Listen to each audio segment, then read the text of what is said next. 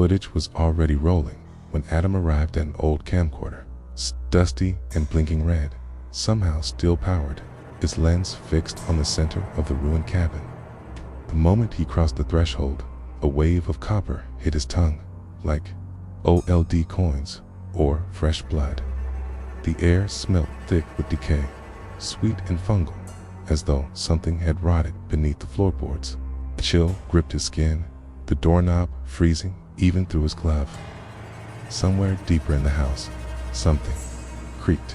Not wood, something wet. He stepped further in, boots crunching over shattered glass and dried, blackened flakes, maybe paint, maybe not. The walls pulsed slightly in the corner of his eye, bulging like breath trapped under skin. He blinked. They stopped. But when he looked again, faint handprints appeared, oily and child-sized, sliding slowly down the wallpaper. On the mantel, Adam found a charred journal belonging to one of the victims. Half the pages were burned, but in the margins were desperate scrawls about a local myth, Shader, the watcher in Stillnessa, spirit-bound to gaze forever. Worshipped by a breakaway sect who believed capturing fear on film would keep it appeased. But something went wrong. The final entry, it sees us now, not just through the lens, but through us. His heartbeat pounded against his temples. The floor beneath him throbbed. He tried to laugh it off, to rationalize. Old buildings creak. He just needed sleep. But then the camera zoomed in on its own. For a moment, everything stilled. The smell faded. The whispers stopped. Even the cold let up. Adam exhaled, half laughing. Maybe it really was all in his knocked from inside the walls and behind. The camcorder's lens, a second red light began to blink, one he hadn't seen before. One aimed directly at him. The cabin sat deep in the black hollow woods, where the trees leaned too far inward, like they were listening. Getting there meant leaving behind paved roads, cell service, and common sense. Adam's tires crunched over dead leaves, some slick with rot, and he finally saw it half sunken into the earth. Boarded windows, like blindfolded eyes, he nearly turned back. But curiosity was louder than fear. For now, the air changed the moment he stepped out of the car, heavy, thick with the scent of mold, rust, and something sharp like old meat left in copper pans. The wind carried whispers, not voices, more like gasps. The cabin seemed to breathe them in, its warped wooden planks groaning in protest. Inside, the floors moaned with each step. Cold seeped into Adam's boots. The walls were damp to the touch, slick and pulsing faintly, like something alive pressed against the other side. At first, he blamed his mind. A little sleep deprivation, a little caffeine withdrawal, but the shadows didn't behave right. They swam just a fraction too slow. When he blinked, they moved again. He found a rusted tin on the mantel, marked with symbols, scratched out Urdu prayers, twisted into spirals. Inside was a bundle of knotted black hair and a mummified crow's beak.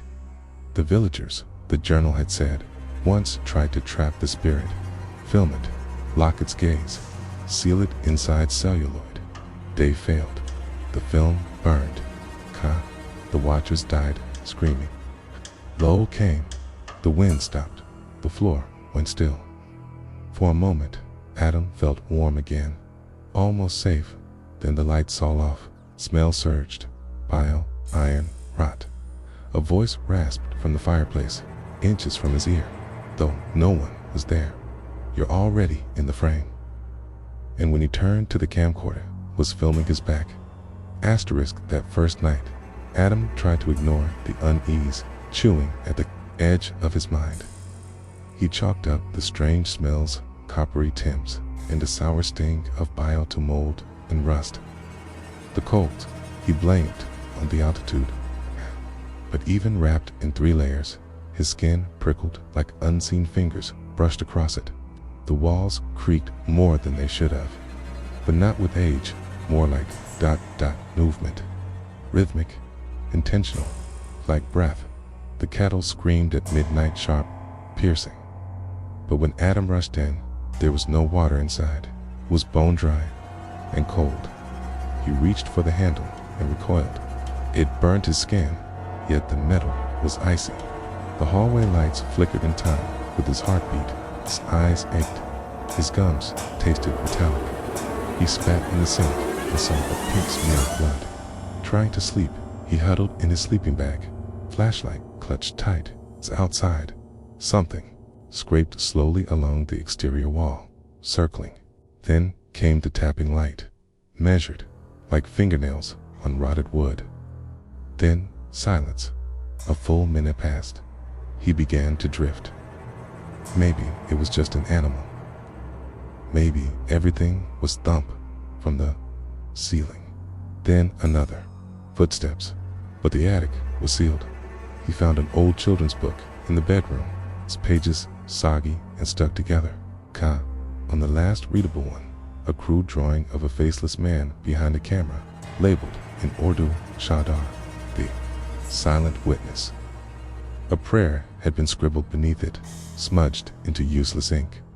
Adam stared at the image for too long. He swore it blinked. He told himself it was stress, isolation, delirium. He just needed sleep. But when he finally closed his eyes, the air buzzed like static. Hey. And then he heard himself on the camcorder's playback, but he hadn't recorded anything yet. Asterisk. The next morning, the sky above Black Hollow was gray and low, pressing like a lid on a boiling pot. Adam drove into town, hands trembling on the steering wheel, mouth dry with the aftertaste of blood and something bitter like bile left too long in the sun. He needed answers. Something real, something explainable. But the locals looked through him like he wasn't there. One woman spat on the ground when he asked about the cabin. An old man muttered, "It's still watching," before walking away, eyes wide with something older than fear. Electors, silent, almost untouched. He found archived newspaper clippings, yellowed and brittle. The original victims had been students from a nearby university filming a horror short called The Last Night at Hollow Creek. All of them were found mutilated, faces frozen in terror, eyes burst. The sheriff's report blamed animal attacks, but deeper in the file, buried behind local folklore documents, was something far stranger. Photocopied letter from 1954, written by a priest in Lahore, warning that the Shadar curse had migrated. The lens was once a seal. It read, but they reversed it. Filming the fear feeds him now. Do not document terror, not stage it. He learns from lies. Adam's breath became shallow. A D, whispering, hadn't stopped since dawn. A T followed him beneath the library shelves, behind glass, under the floorboards. He tasted copper every time he swallowed. His vision blurred at the edges. The drive back to the cabin felt calmer. Too calm. No whispers. No flickering lights. For a moment, he convinced himself he'd imagined it all. Okay? Then, as he opened the door, the smell hit him again, wet rot and scorched film. And on the wall, spelled out in smeared, fresh blood. Thank you for continuing the story. That night, Adam powered up the camcorder and plugged it into his laptop. The down files downloaded themselves. He didn't click anything. Static hissed through the speakers like 1,000 voices mumbling underwater. The screen flickered, and for a moment, the room smelled like burning hair and hot copper. The images appeared blurry at first, then clearer. The students laughed, joked, staged scenes with fake blood and plastic knives.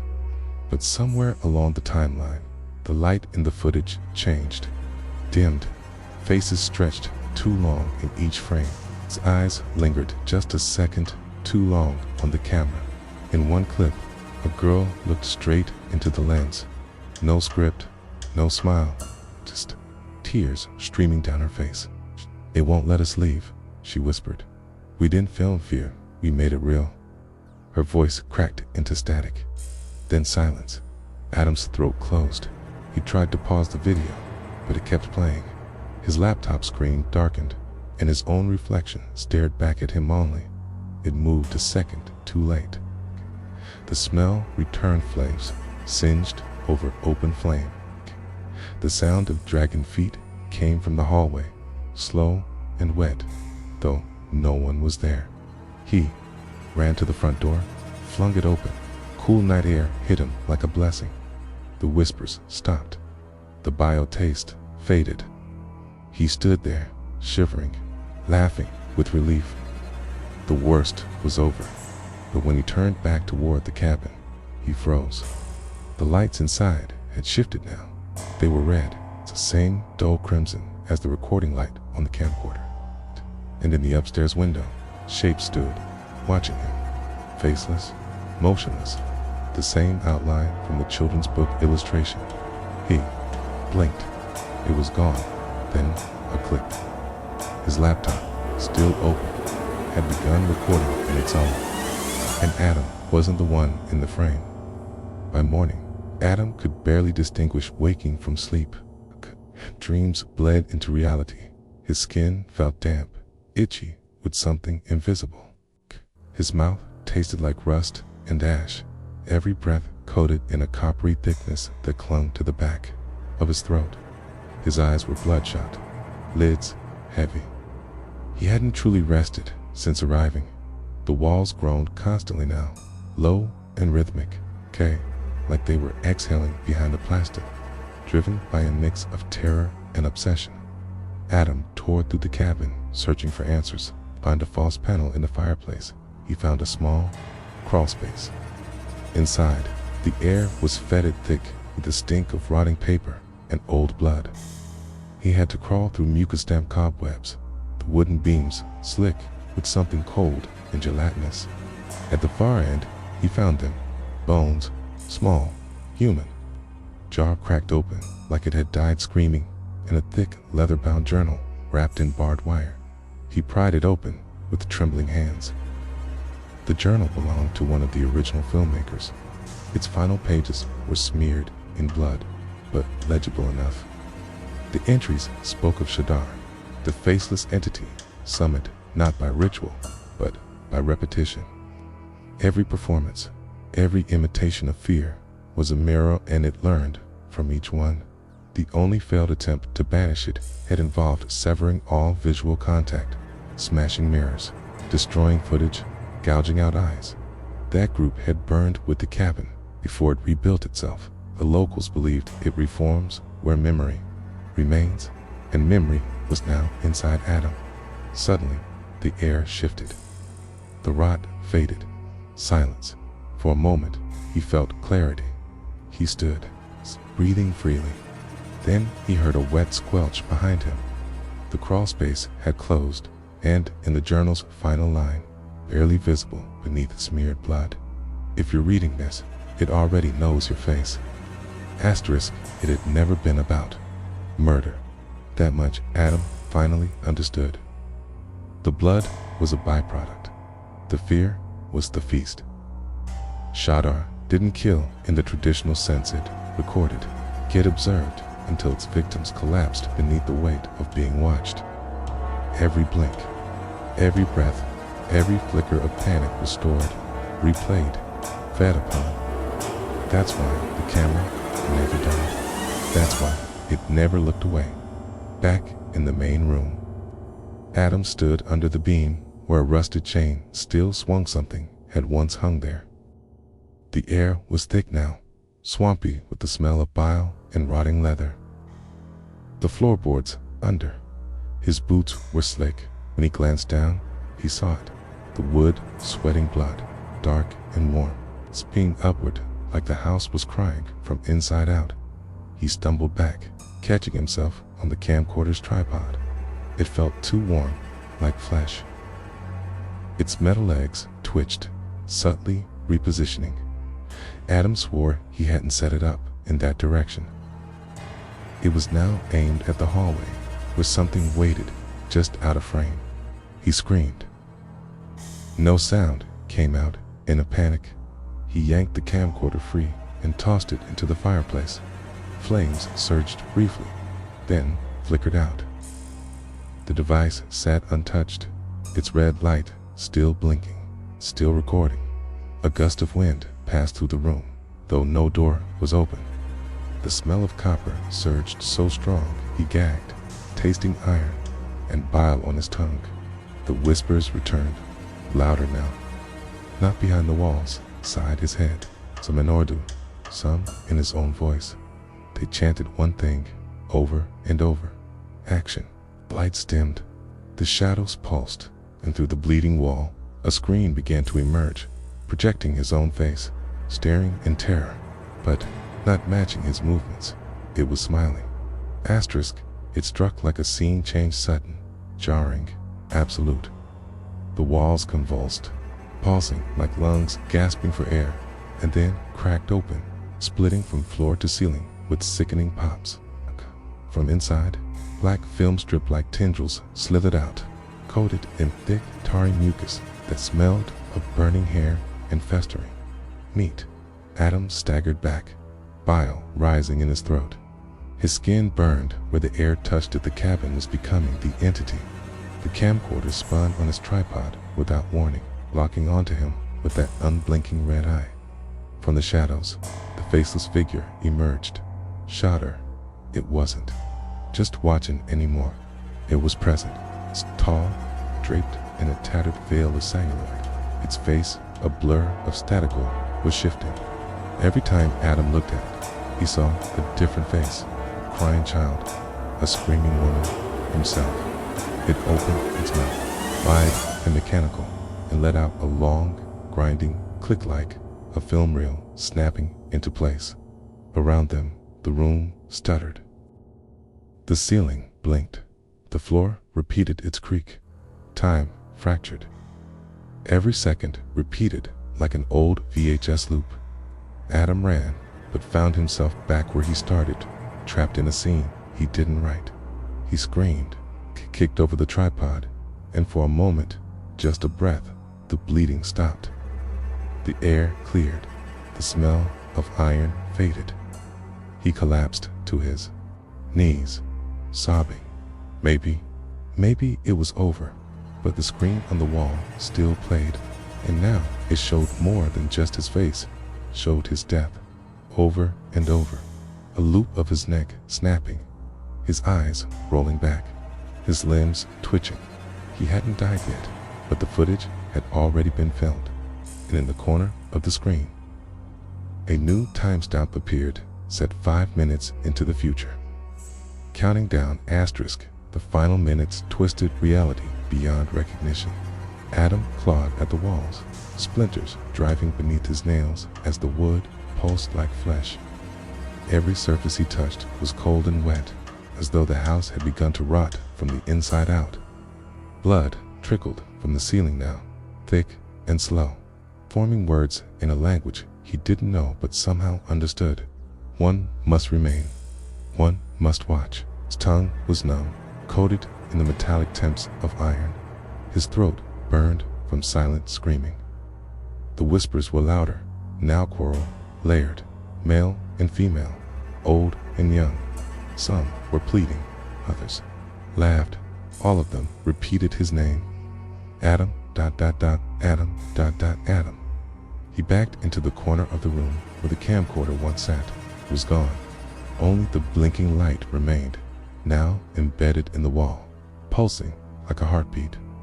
He turned, hoping to flee, but the front door had vanished. Just bleeding boards and a screen showing the countdown. 0 hours, 1 minute, and 12 seconds. He tried to shut his eyes, to block it out, But even behind closed lids, he saw it his own death replaying, not just from one angle, from every angle.